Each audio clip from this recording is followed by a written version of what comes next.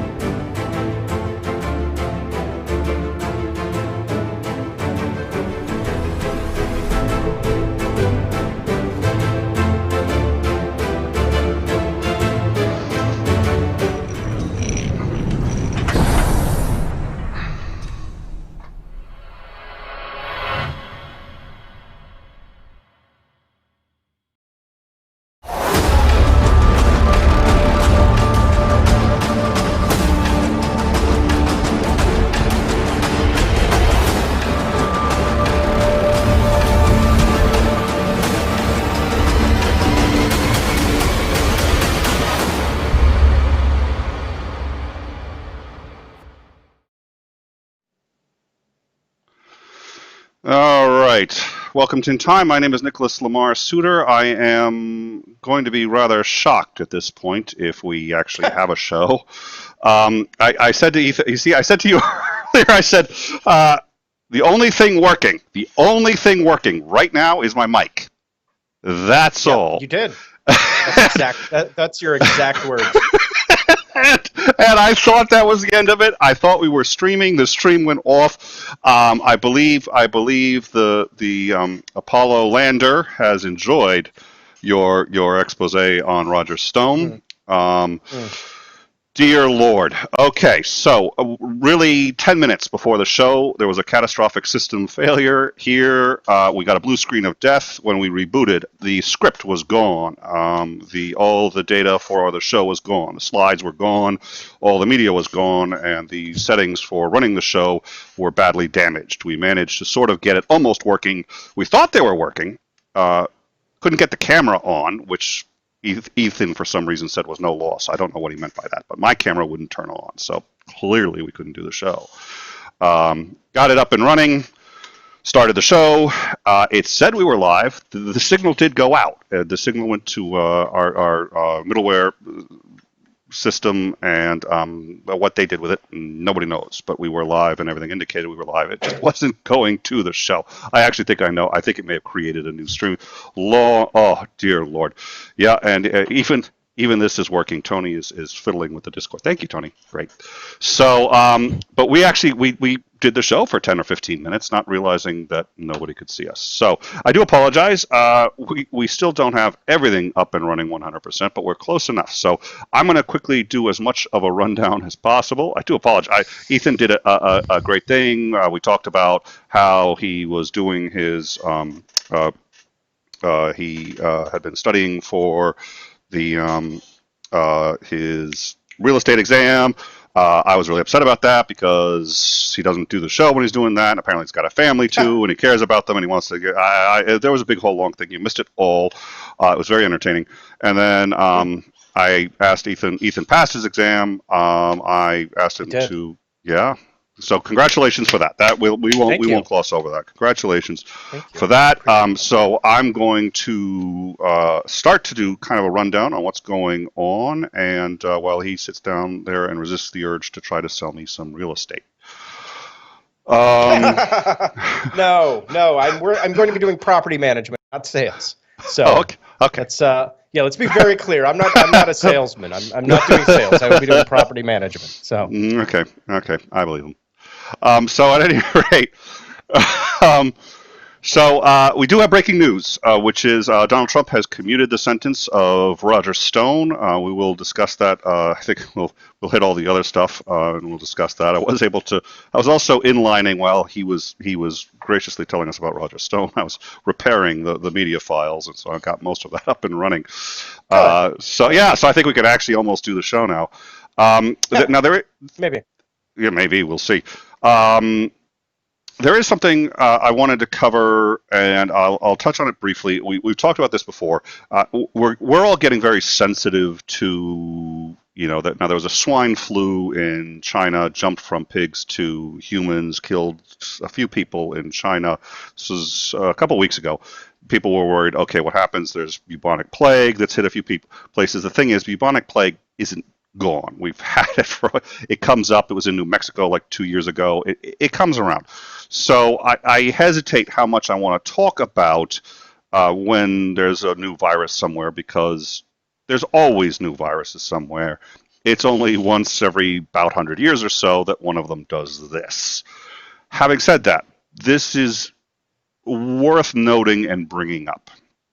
The Times of India is reporting that China has warned their citizens living in Kazakhstan that there is an unknown pneumonia which appears to be deadlier than COVID-19. According to this report, it has caused 1,772 deaths in the first 6 months of the year, including 600 in June alone. Now, there are so many caveats to this. It's one that was sort of an iffy about even worth mentioning, because we don't want to be alarmist. It's a low number of deaths, but the reason it's obviously could be a low number of deaths and still be far worse than COVID-19 is because it's just starting. It's in Kazakhstan. They don't have necessarily the rigid medical facilities needed to make sure that they are studying and properly on top of what's going on there. And this didn't come from the Kazakhstan government. This came from China, which I'm always dubious of Chinese sources. They are a country. But they've lied about COVID. They've lied about a bunch of other things, and they'll lie if it suits them, regardless of the damage it does elsewhere. So I don't know, but this was reported in the Times of India, which is a reputable news source. And so what we are reporting, just to be clear, is that China has warned its citizens in Kazakhstan of this. Whether it is true or not, we don't know. We will stay on it. That's what we do when we bring up more crazy stuff like this. The other, let's see, a couple of other interesting things in Donald Trump has been ordered to turn over his taxes in response to a subpoena in New York. A grand jury in New York has requested his taxes. He has refused, saying that he doesn't need to supply his taxes in a criminal case, in a criminal grand jury case in a state. The Supreme Court ruled that indeed he does. Now, he's probably still going to fight it. We did discuss this. This was, in fact, our last episode. We discussed this at some length with Landon Knoll. But just as a reminder for those of you here, because it is still new news, there was that. There was also the Supreme Court ruling that the United States is, in fact, bound by treaties, even those that are over 100 years old, with Native Americans. And that is probably going to hit the U.S. system with some interesting court cases coming up. And then the only other one I wanted to get into, unless Ethan also had something else, I did want to cover one other thing just because it was interesting. In Elizabethtown, Tennessee, there was a woman who went to a 16-year-old protester. It was a Black Lives Matter protest, and said, "You're just a poor little black girl with a messed up mind." And that precipitated the following incident. Matter. White lives matter, you black, twisted, crazy person. There you go. Let her talk. Let her say whatever she wants to say. What are you going to do? Say whatever. What are you going to do? Say whatever you want to say. Around and cry. No, say whatever you want to say. Don't tell her shit. I didn't say a word. I'm standing here. How's it going? You need to move your ugly ass. Get the fuck out of our way. You don't White move. lives matter. You're just a poor little black girl who's got a messed up mind. That's it. That's White it. lives matter. That's it. White lives matter. It's not true. I know it's not true. White lives I know my matter. worth. I know White my lives worth. matter. White Look lives at that matter. accomplished right there. You know, there's probably more people on the road that understand of what you're trying to do, but you're not going to settle it like this. You're not going to settle it by shooting police officers, spitting in cameras, blah, blah, blah, on and on and on and on. Say it again. Say it again. You love what? No, she lied. She lied. He wasn't doing nothing.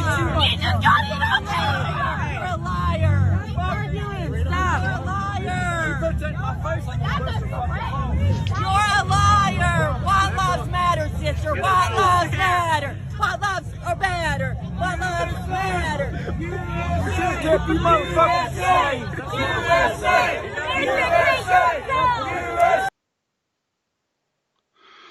All right.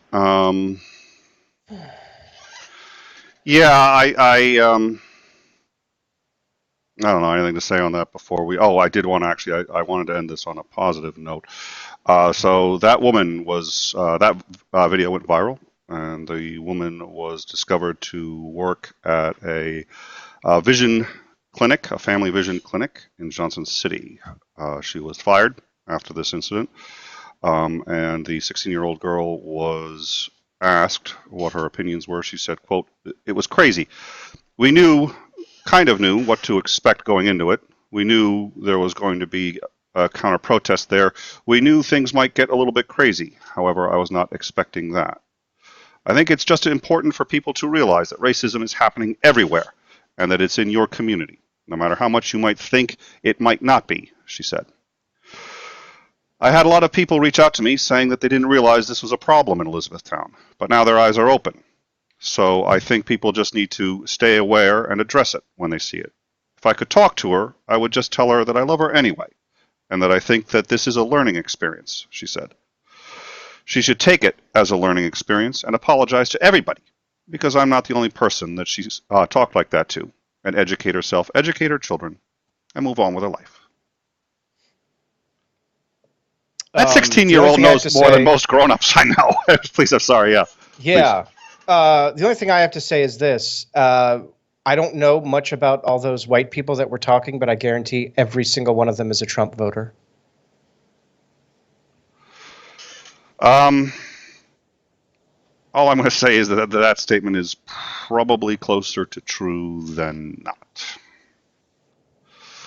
All right. So, CNN has come out today and said that President Donald Trump is deliberately spreading misinformation about COVID-19, the mortality rates, and how to protect oneself against it. Donald Trump continues to claim. Yeah, well, okay. You didn't have to tune into this show to figure that out. It's amazing to see I was going to say a reputable news organization. It was amazing to see CNN at least calling them out on it. They're not that bad, but that's quite a charge, and I think that's an easily substantiated charge, and I think at this point his credibility is mostly shot anyway. But so they have said that, Donald Trump does continue to say that the only reason we're seeing a spike in numbers is because of increased testing, and that, in fact, our infection rate is down. Excuse me. Yeah. Yeah, no, I don't, that's not a tenable position by any stretch of the imagination, and is in fact, I think, criminally negligent to say that. I would ask you your opinion. I know if your opinion is that mild, I would be surprised. I mean, the guy commits crimes all the time. He committed other crimes today. Yeah, that's true. What are you gonna do? Shit. So he just commits crimes all the time. No one ever does anything about it. So it's like, what are you gonna do? Welcome to This Is Your Country, and you should be depressed about it. My name is Nicholas Lamar Soutter. With me today is Ethan Prolib. All right, yeah. Our testing has not significantly improved in the last 2 weeks, even though there has been a significant spike in the numbers. Also, testing has absolutely nothing to do with the number of hospitalizations and deaths. People die regardless of whether or not they tested positive for COVID. So the fact is that hospitalizations and deaths are spiking at the same proportion that you would expect with the 2-week lag for the numbers that we are seeing. It's not the testing. The testing isn't what's doing this. That's a completely indefensible statement. Increased testing does, of course, often increase the number of reported positives, but it has no impact on the number of deaths from COVID. People still die whether they're tested or not. Dr. Sanjay Gupta said, quote, "Every public health official in the country is saying the same thing. You will not find a single public health official who says that the only reason the numbers are going up is because we are testing. We never got ahead on testing. We flubbed it from the start, and we haven't caught up. The director of the CDC, in fact, said earlier today, what this country really needs is a comprehensive testing program, to which Mr. Gupta replied, are you kidding me? That's what we needed from the beginning. It's the middle of July. Why are we saying this now? He said. Other countries have gotten on top of this from the beginning. Why haven't we? On Thursday, the U.S. recorded 63,247 new COVID-19 cases, 11,000 of them, roughly 17%, in the state of Florida alone, a new single-day record. As we inch towards what has now been called the catastrophic prediction by Anthony Fauci of 100,000 cases a day. Nearly 30 states saw an increase in new cases. Meanwhile, what is called the positivity rate. Now, this is the percentage of people going to get tests who test positive, has now also started breaking records and going into a rather terrifying territory. Los Angeles has had an average of 9.5 in their positivity rate. That was their average on Monday. It has now jumped to, Ethan, hold on. 9.5 positivity rate on Monday, which jumped to 11.6 yesterday, just 2 weeks ago in Miami-Dade. The 14-day rolling average was 10%. Yesterday, that average hit 22%. And that's for the rolling average, and the actual single-day rate yesterday was a 33.5% positivity rating, a record high in the country. Hospitalizations in Miami-Dade are up 74%. ICU bed usage is up 88% over the same time last week. Ventilator usage is up 123%. Florida Governor Ron DeSantis said, quote, we've got a lot of beds available. This he was saying of the Florida ICU system. These are almost identical to the words uttered by Texas Governor Greg Abbott on June 16th, just 1 week before 3 counties reached capacity, and he declared a medical state of emergency and has since acknowledged his healthcare system is in crisis and has insisted that everybody who can possibly stay home must stay home. With more than 24 deaths in the state prisons in California, the Department of Corrections is releasing 8,000 prisoners in an attempt to ease the strain on the prison system. This is because they can't do social distance. You'd think social distancing would be easy in prison. It's actually because they're all in individual cells. They're not prepared to lock down the entire thing for this period. They're not prepared, and they certainly can't treat the number of people who are getting sick. So rather than treat them in the hospitals, in the prison, they are releasing them. 8,000 prisoners are being released from the Department of Corrections in California. There were 105 deaths in California on Thursday, a record for the state.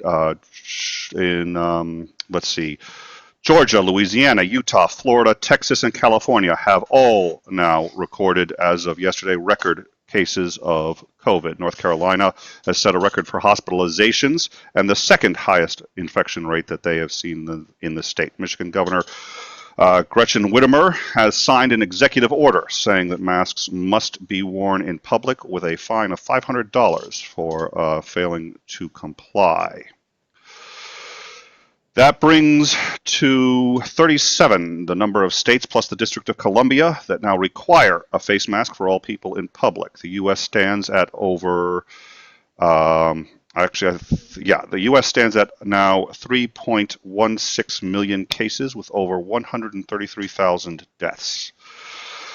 Dr. Anthony Fauci reminded us today, and we've discussed this before with Dr. Sykart, I refer to it as a second wave. It's easier to refer to it that way. Most people know what that means. This is not a second wave. This is the first wave. That's because we never finished the first wave. We slowed it down. We flattened the curve some. We didn't finish the lockdown. The first wave never stopped. This is that first wave. It's the first wave of infections. If we had cleared it and then everyone got back about their business, and we had no spike, that would be the end of the first wave, and then you'd get a second one. So there's still potentially a second wave. Don't worry. This is still the first wave. Yeah, I know. I'm just this show. By the way, that reminds me, if you enjoy the show, please like and subscribe. Sorry. Gallows humor. All right. So Dr. Peter Holtz of I believe it's the CDC. No, that doesn't sound right. The National Institute. I'll check that. We are quickly approaching Fauci's apocalyptic prediction of 100,000 cases a day. There are some states, Fauci said, which, despite the guidelines and recommendations to open up carefully and prudently, violated and skipped over those steps and opened just too quickly. Florida, as you may recall, is one of those states. We discussed that when they opened and what to expect. Unfortunately, I would like to say I enjoy the predictions we make on End Time. I try not to do it too much, and we've had a lot of success with it, actually. It's the fact you got yours with Stone today, which was your prediction, but frankly, it's in time. We brought you on, so. That's true. Yeah. That's true. We'll discuss that one, but we try not to do it if we're going out on a limb. We just try to take a look at it and say, okay, this is what we think is going to happen. And this one, I don't think we should really get credit for. This one was pretty easy to spot, I'm sorry to say. And it was easy to spot that this was going to happen in Florida, Texas, and in these states. And it's going to come back and hit other, because we can't just stop it here. But we'll get to that.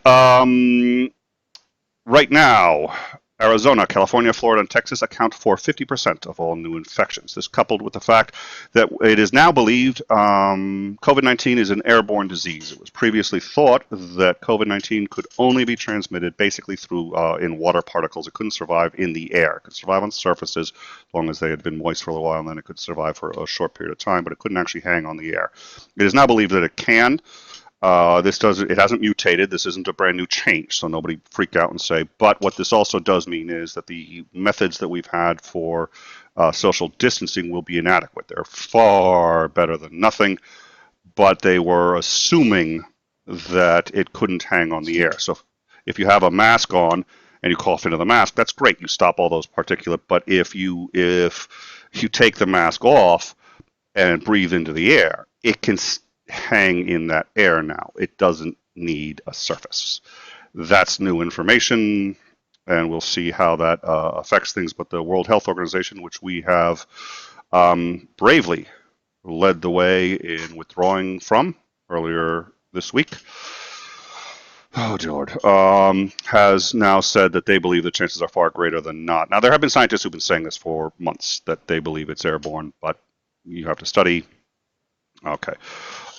So the mayor of Phoenix today has said that their morgues have exceeded capacity.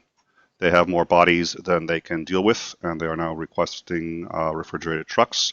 You may recall New York hit this state, and things hadn't finished getting bad yet. So that's the first set of news. Second set of news, Donald Trump has demanded that public schools reopen. Despite all of this, in September, a number of states have pushed back on this, saying that we are in the middle of the greatest health crisis this country has faced in 100 years. And a number of states have said they will not reopen until their own medical directors can determine whether or not it is safe and prudent to do so.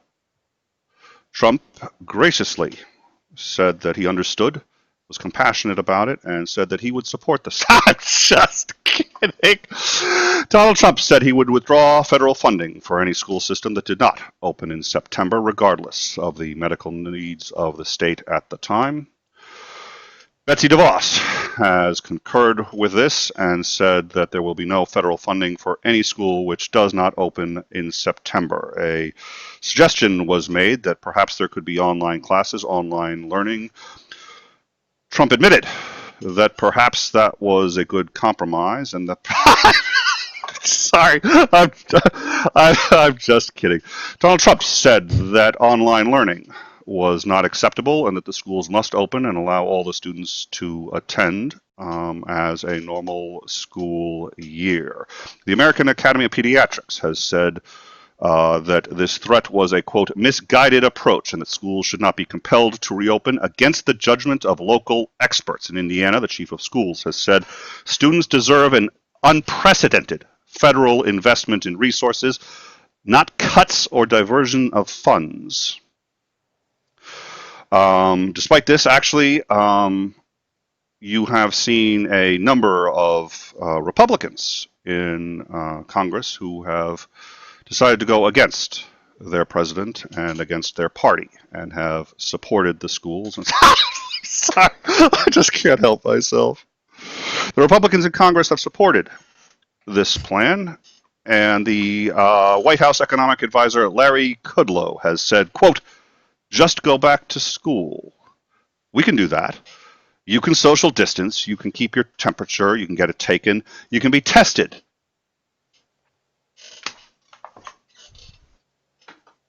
We're behind basically every other industrialized country in the world. We can't even test. Like usual. Like usual. Yeah, I suppose I probably didn't even need to fucking say that, did I? You can be tested and you can keep social distancing. Quote, come on, it's not that hard. Not to be blunt, tell that to Florida. So, that is just the last 3 days in news. Aren't you glad you showed up today, Ethan? No. Yeah. Oh dear Lord. So, and then the only other thing I wanna show, we had some other media. I think all the media that was probably really relevant that we needed up. And so let me see if I can getting some of these windows correct, just because all the settings were. These are the rises in the case surge in the 3 most populous states. That is what we are right in the middle of right now. In addition to that, you're going to see 2 different charts here. This chart we showed last week. This is the COVID rates. You can see Brazil has been far ahead of us for COVID, but you could see we were catching up.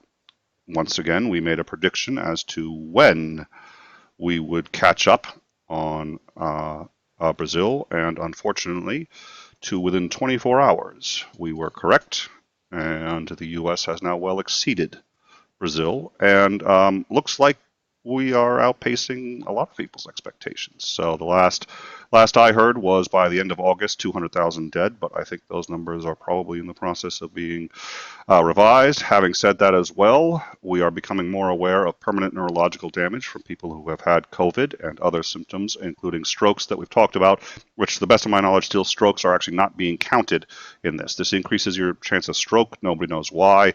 But people who have stroke that appears to be COVID related are not being counted as COVID deaths. There's a number of things that's not being counted as COVID deaths. Frankly, if right now, if you need dialysis and you are in any number of counties in Dallas or in Florida, you can't get it. Right now, fortunately, you can still go to other counties in Texas and get it, but their system is becoming overwhelmed. Once it is, and it will be, this is not a guess, it will be overwhelmed, as it will be in Florida, and as a number of other states will follow in this, what I've been told repeatedly is the greatest country in the world, where we can't even, every other country has managed to, Italy is the only one who's had it as bad as what it looks like we're heading to now. They're going to get overwhelmed. What's going to happen is other preventable deaths will no longer be preventable because we will not have a working infrastructure, a medical infrastructure to deal with it. At this point, actually, I think it'll probably be prudent, and I kind of wish we had done it with New York. I think we had done a few things, including advising the people of New York not to freebase Lysol. I know Trump was trying to be helpful, but we will try. I don't know if we can come up. Maybe we can have somebody on who can help discuss what you can do if you have a medical issue that is persistent and you're in a state with a medical system that at this point I think is going to just be over. There's nothing anybody can do. I mean, I hesitate to say with absolute certainty, but so we'll. I think that's a show worth having. But so Ethan. We'll end with Roger Stone and try to end on something lighter, about a criminal guy with, and we'll discuss the Nixon tattoo because I'm sorry, that just has to be. But sure. Oh yeah, we've got to do that. So, what are your thoughts? I'm going to take a look. I haven't even looked at the. Although I guess we do have a super chat. Jake 4D, thank you very much. I thank you all for your support. This is, if you guys keep supporting, we'll make enough money that we can pay. Tony Designs. Tony Designs is a spectacular mod. He does a great job for us. We are not going to pay him even when we can, but it will be nice to have enough money that we could pay him if we wanted to. So please, so please, thank you for supporting the channel. And super chat. It takes 130,000 dead to get any kind of prison reform. Although I'm not sure releasing patients, especially ones that may have COVID.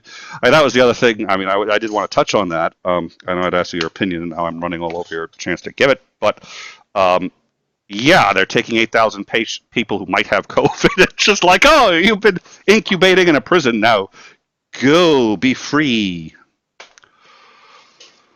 Yeah.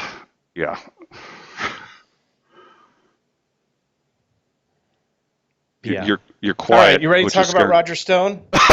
You don't want to talk about? Okay, let's talk about Roger Stone. Then we'll get back to a few super chats or whatever we've got. Let's start with Roger Stone, and then let's start with our way back. Okay, perfect. Who is Roger Stone? Who is Roger Stone? Roger Stone started in politics in the early 70s as a Nixon staffer. Stone arguably was aware of at least some aspects of Watergate, given what his position was, but he was never found criminally. There was never any criminal allegations made against him.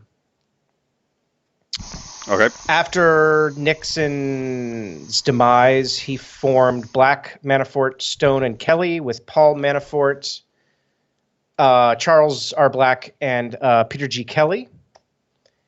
And in 1980... I've heard of some of those names. Those are some real, like pillars of the community. This is some really cool. I'm just fucking with you again.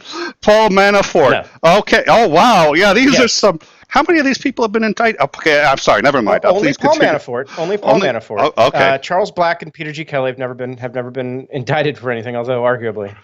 Well, that's a good. Their firm. They could clear the bar. Go ahead. Good. Okay. No, they could clear that bar. I'm glad. I mean, if like, I'd like to think on In Time our bar isn't like, well, gee, only 25% of the people working here have been indicted, but could be worse. But please continue. Sure. So it's a political consulting firm that's formed in 1980. One of their first clients was a man named Donald J. Trump. They also worked on the candidacy of Ronald Reagan, helped Reagan get elected. Well, helped Reagan get nominated and then elected. And then throughout the 1980s, one of the big things they did was they helped dictators across the world improve their political image. So they would say, yeah, we've got all these contacts in Washington, D.C. throughout U.S. politics. We'll get you in contact with them. They'd bring them over and, dress up their image, that sort of thing. They have been political tricksters for a long time. That's what Paul Manafort and Roger Stone did. Roger Stone was convicted of 7 felonies. 7, not one. It wasn't one tiny little crime. There were 7 separate felonies. Now, you asked me earlier, what's the difference between a pardon and a commutation? Yes, sir. Okay, functionally, not much. Functionally, both of them say, whatever's going on with you is now over. But the difference is that with a pardon, you have to admit that you were guilty, because a pardon is basically saying, I committed a crime. but what I've gone through so far is enough. I admit my guilt, and therefore, since what I've been through is enough, and I admit my guilt, or I've done something in the meantime to dress up my image or something, where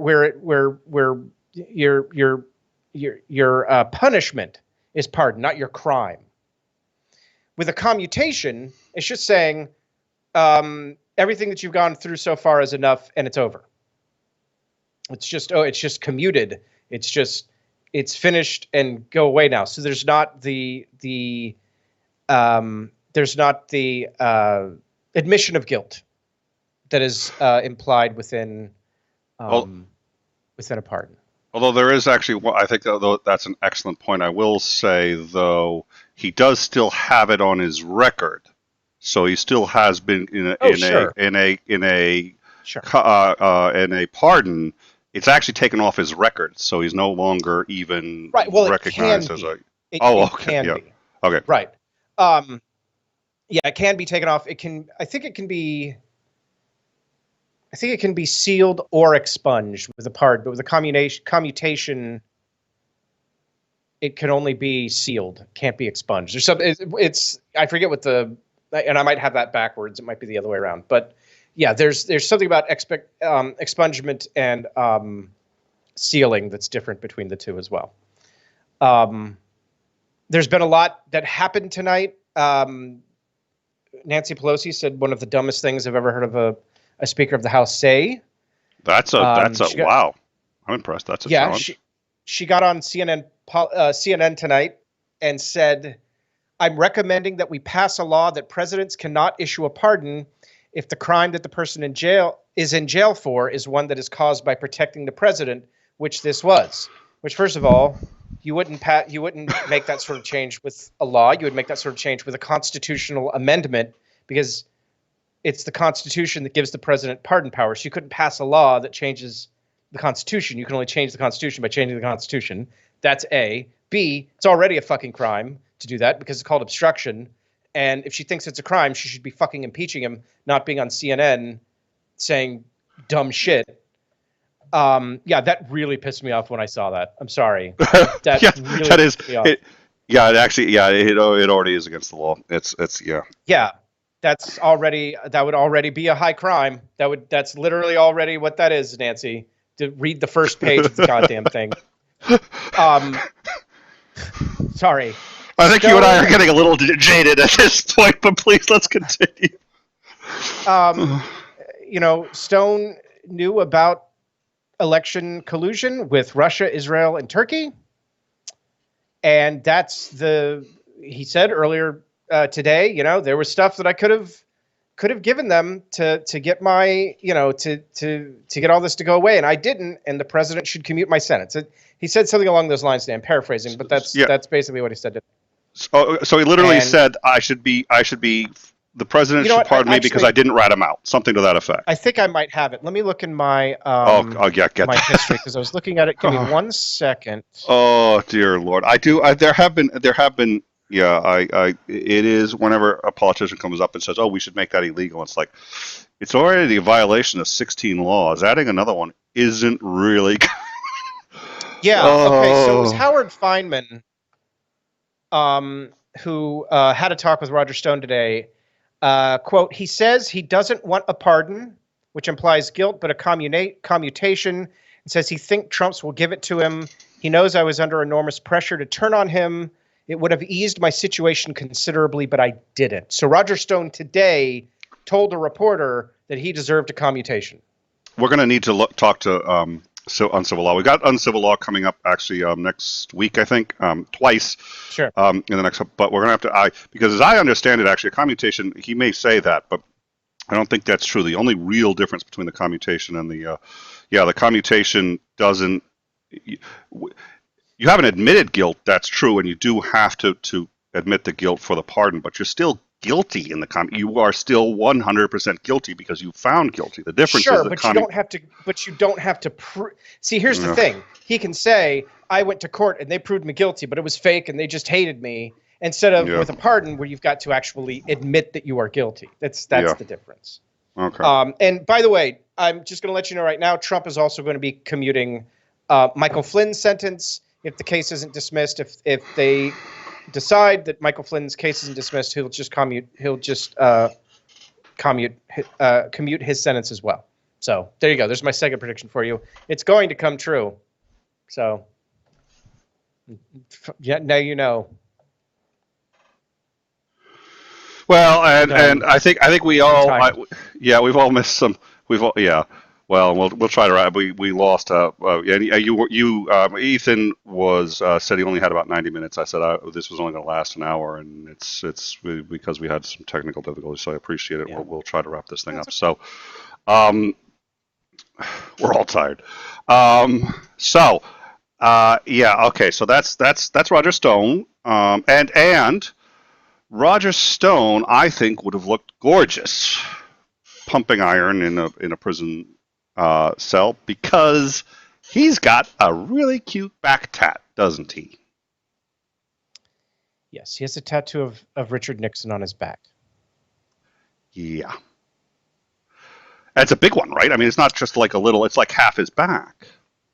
It's like the upper I mean, it's don't look. I'm not going to screen share. If you find it, I will not. We have standards. There are decency standards. We will be demonetized in perpetuity if we show that tattoo. But it's a pretty big one, if I recall. It's not pleasant. It's not. Yeah, right. To say the least. Yeah. Okay. There's something wrong with him. All right, good. We played the that footage. I don't know if there was much more to say about I found it compelling. That 16-year-old girl was more put together than a lot of adults I know.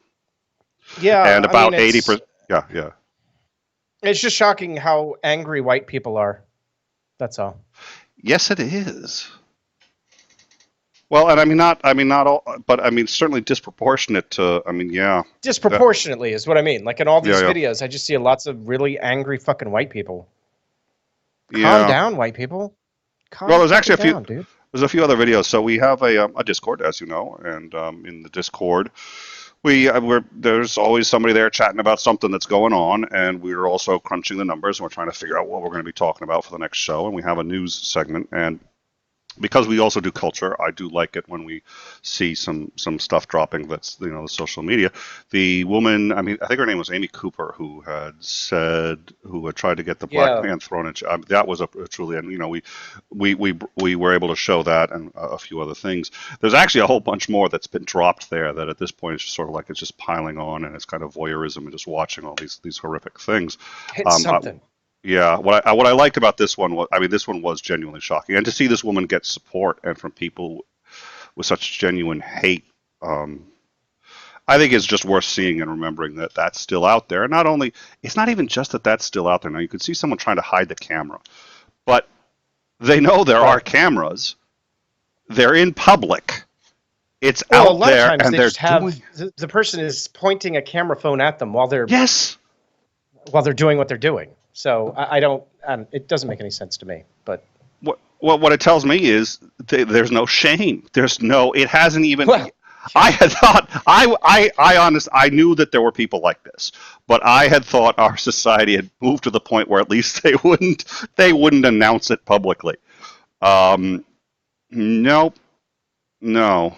Absolutely. The girl was amazing. That's why I wanted to do. We've got a lot more of this in the news section of the Discord, and yeah, again, please do join the Discord if you want to catch up with what we're doing and what we're going to be talking about and what's going on in the world. There's articles that get posted there before they get posted in any U.S. media source. So I'm quite proud of the work we do there. But I didn't want to air all of this stuff. There was one. Somebody had said they found rather satisfying of a woman who was talking back to police officers and was being just I couldn't believe it. She ends up getting tased.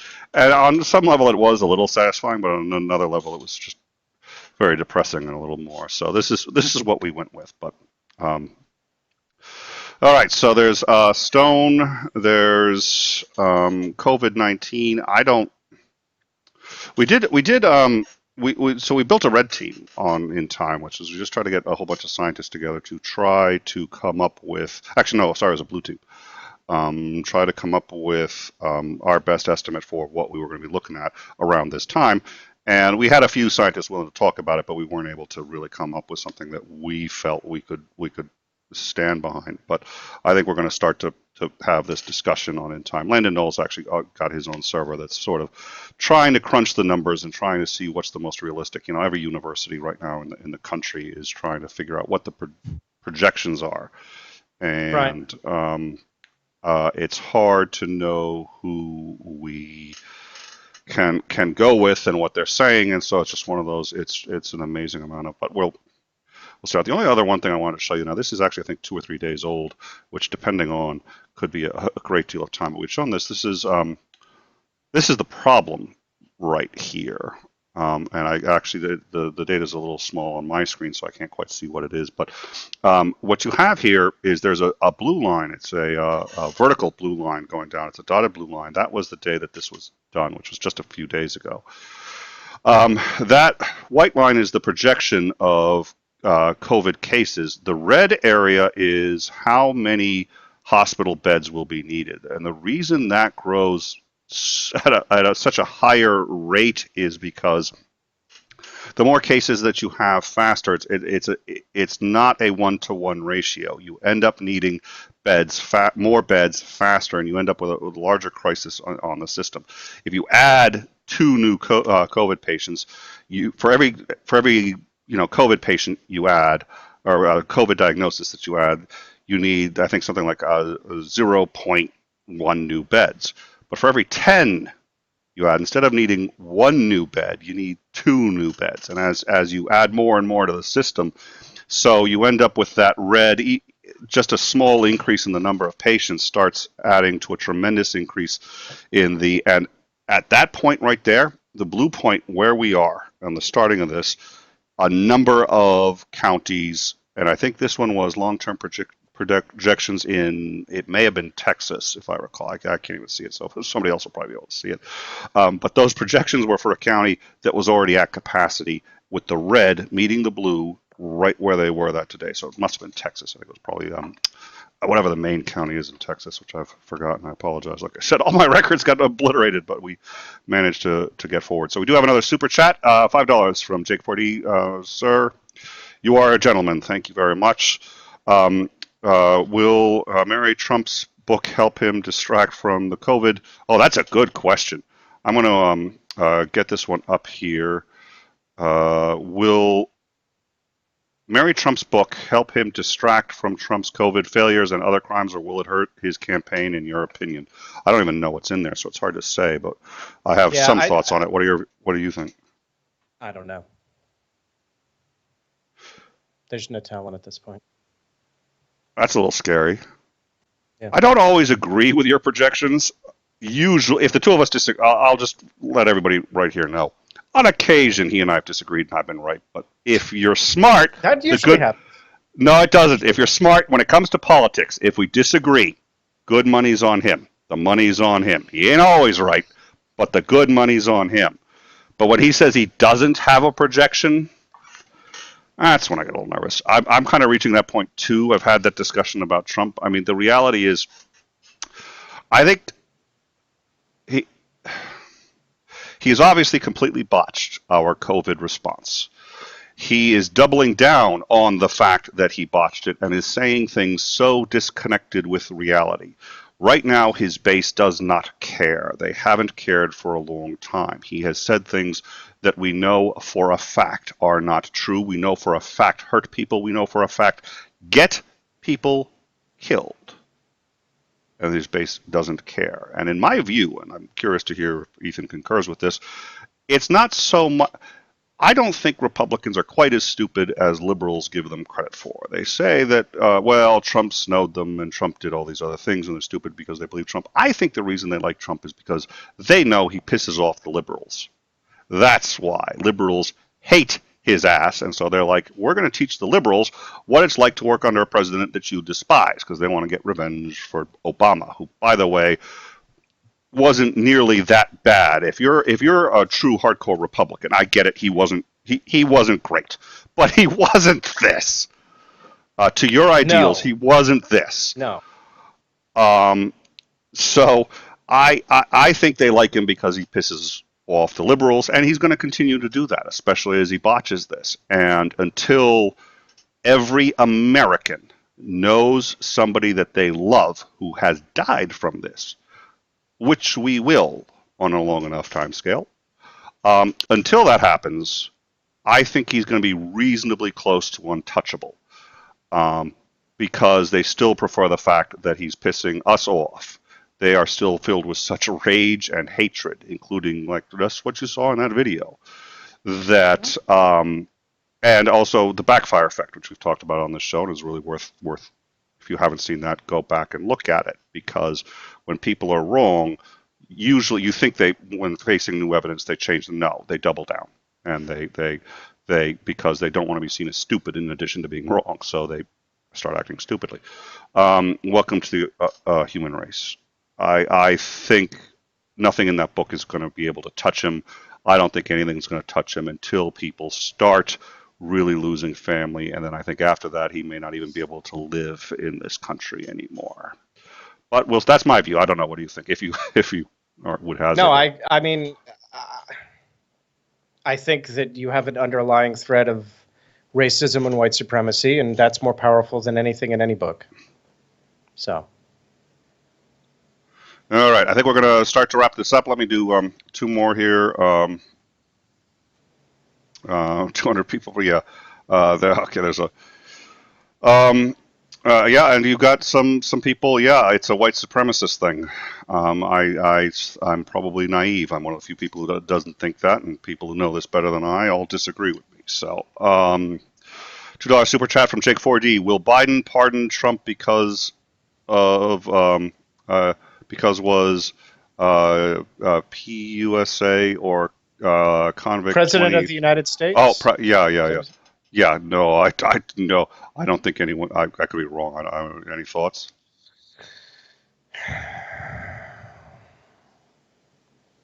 Yeah, Biden will pardon him. You're shitting me. Oh yeah, I think he will. Yep. Yeah, I definitely think Biden would pardon him. He'd say the same thing that they said about Nixon. It's time to heal the country. It's time to move forward.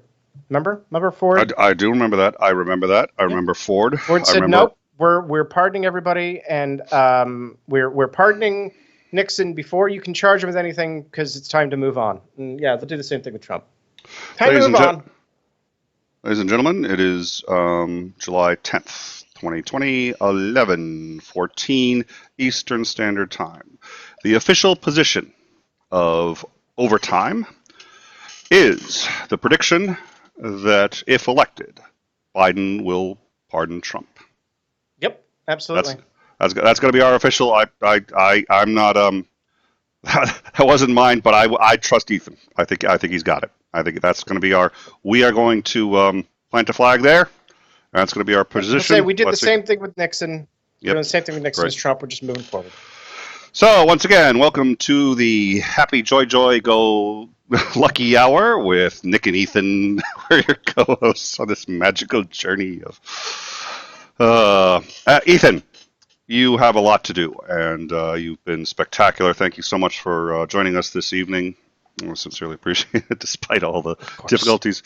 Thank you to all our audience. Thank you, Jake 4D, for all the super chats. We sincerely appreciate it. Thank you all for your support and for putting up with a number of technical difficulties. We do apologize. We will get those sorted.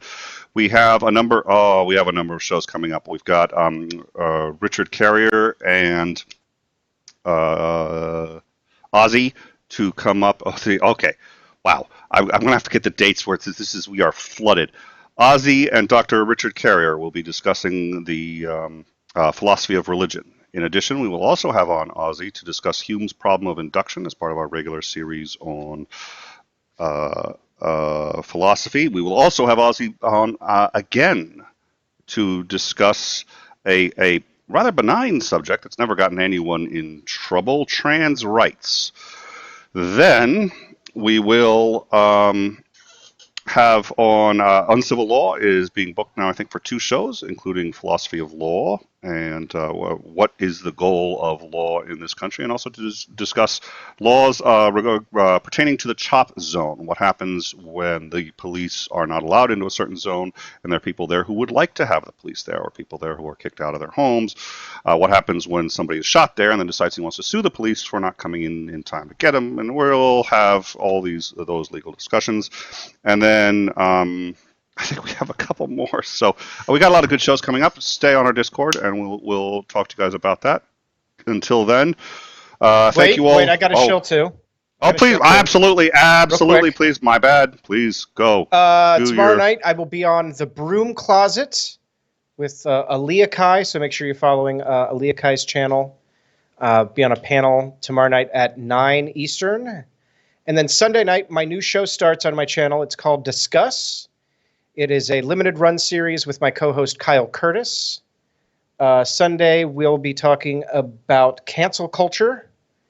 And we've got a lot of guests and things lined up. But it'll be every Sunday at 8 p.m. Eastern. Join me and Kyle for Discuss. We're going to do 20 episodes. Wow! And, this Sunday is the first one. Doesn't sound limited, but certainly, I think it is. Well, and the two of you had some good chemistry. Except you were making fun of, at some point, you guys were making fun of somebody. I forget who. Said he didn't have a sense of humor, or at least he did when you were around. Do you know what I'm talking about, Ethan? Any ideas rattling around in that skull of yours? George Takei? I may have to. It may be worth the super chat. It may be worth the super chat to just you know what I think I'm gonna have to have a little discussion there. I also heard you poached one of our regulars. You're gonna have Christopher Mowdy on coming up at some point soon, are you not? That is correct. And then Tuesday, episode 3 of Requiem for the GDC with Christopher Mowdy. So far, I've talked with Sock Account and Holy Spackle. Those were episodes 1 and 2, and episode 3 is Tuesday night with Chris Mowdy. So a lot going on with Ethan, a lot going on here. So there's gonna be, and I'm gonna go there and cause trouble on his disgust. Whatever. That's the point. It's all about the troublemaking. It's all about the troublemaking. Well, I'm gonna bring it. Believe me, I don't intimidate anyone. All right, I'm sorry. I'm just. I was hoping, but no, nobody's going to believe that. Okay. All right. Well, thank you all very much for joining us. We look forward to catching us all later. Please, everyone, come and hang out on our Discord. But otherwise, stay safe and take care of each other. And we'll get through it. This country's been through worse, so take care. It's true. Good night, everybody.